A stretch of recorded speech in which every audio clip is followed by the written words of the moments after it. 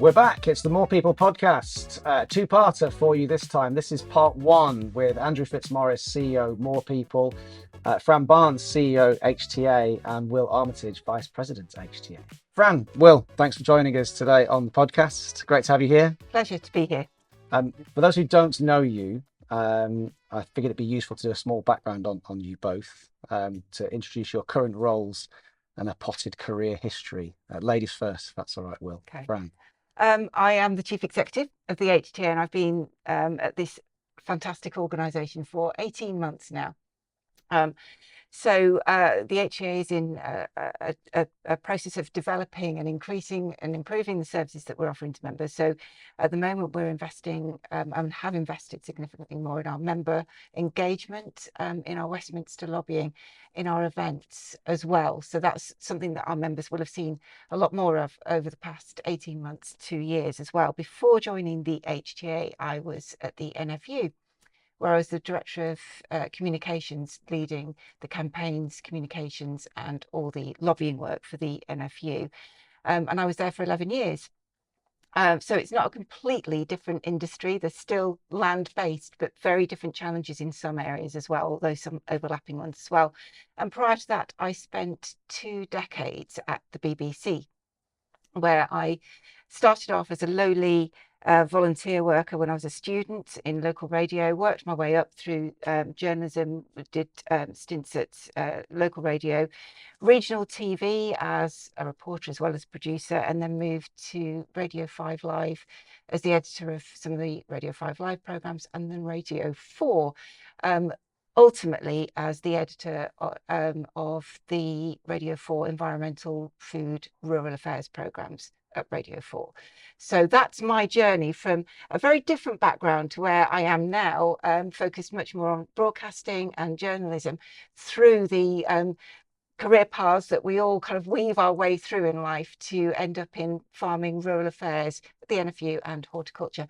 And I have to say that sometimes you just have to go with the flow of where the river of your career is taking you and do what you enjoy doing. And it usually leads you to, ultimately, to a place that you really enjoy. And that's fortunately what's happened to me. So is this PTSD for you, or is this just another day in the life? No, I loved my time at the BBC. It definitely wouldn't be PTSD at all. When I worked at the BBC, when I first started out, it was literally cutting 1/4-inch tape with a razor blade and splicing it together with sticky tape. That's how it started off. And if anybody has ever done that, you'll know the perils of trying to turn around a piece really quickly and then realizing the chunk of audio that you really needed is somewhere in a mass of tape on the floor. So having to find your way through that tape. I've still got a scar from a razor blade that I hacked my finger off accidentally as well.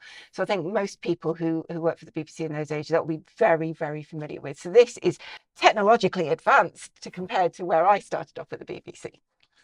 Will, any injuries from your formative careers getting your fingers dirty? No, not that I can think of immediately. No, so I'm Will Armitage. My current position at the HTA is Vice President. My day job, I suppose, at the moment is consultancy.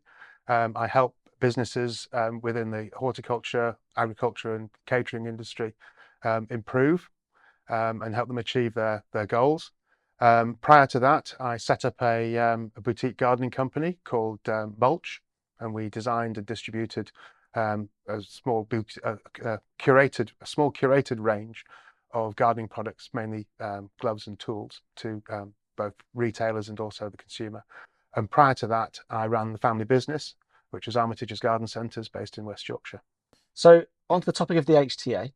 So some of our viewers will be familiar with the Horticultural Trade Association. We're a member, so we know about it, and we're in the fraternity of the other members. That your customers are our customers, and but talking more specifically about career development, given we're recruitment centric, what's the HTA's role in supporting career development in the sector? Well, I suppose we shouldn't just view career development as the initial recruiting people in. It's about actually how we can help people along that journey and fulfill their own potential as well. So if we go back to getting people into the industry, we run an apprenticeship scheme as part of our APL, Association of Professional Landscapers, which is really successful. I was privileged enough to see some of those apprentices at their boot camp at Myerscough College a few months ago, who were just loving it. And really, you know, that the skills that they had in terms of the, you know, what they were delivering, and some of them were working at Chelsea as well, turning this around. This was fantastic. When I asked them why they wanted to be an apprentice within this area, there were three answers that they gave. One is that you can see what you've done at the end of the day or at the end of a project. You can actually visually see the commitment and the results of your commitment and hard work. Two is that you're not working in an office. And I know that for many people, the worst career in the world is sitting behind a computer screen in an office, and you're actually out in the elements. And the third was you get a tan as well, but I'm not quite sure that that's the same this year. But you know, I suppose what drives different career choices for different people.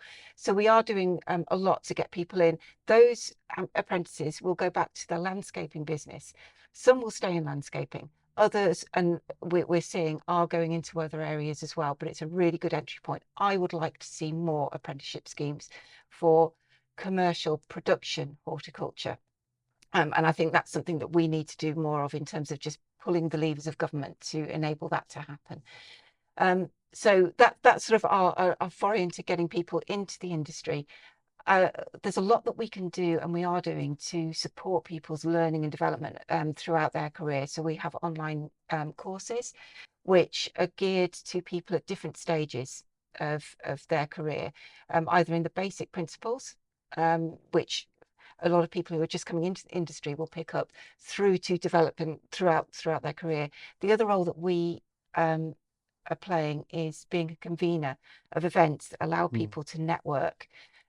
Peer-to-peer knowledge transfer is incredibly powerful, but as we all know, that the power of networking to advance your career is second to none. So if there aren't those opportunities, it's very difficult to see what opportunities there could be in the future. Yeah.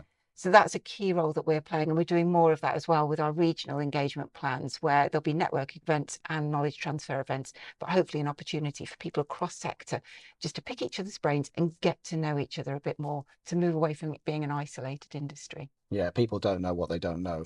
Exactly. When it comes to what else is out there, what other opportunities are out there. I think also, you know, we can do a lot as a trade association, but businesses also need to think about what they're doing to develop those people and support those people.